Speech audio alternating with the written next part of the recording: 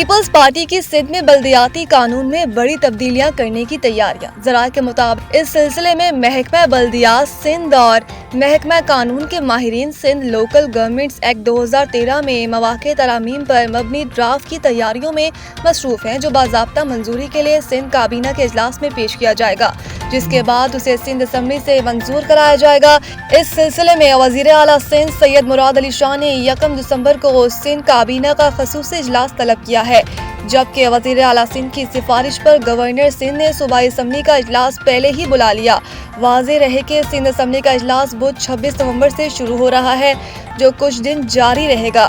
اس دوران حکومت سندھ بلدیاتی قانون میں ترامیم سمیت مختلف بل منظوری کے لیے پیش کرے گی۔ توقع ہے کہ مذکورہ اجلاس میں جامعہ کراچی کے international centre for chemical and biological sciences کو جامعہ کراچی سے الگ کرنے کا متنازع بل بھی پیش کیا جائے گا۔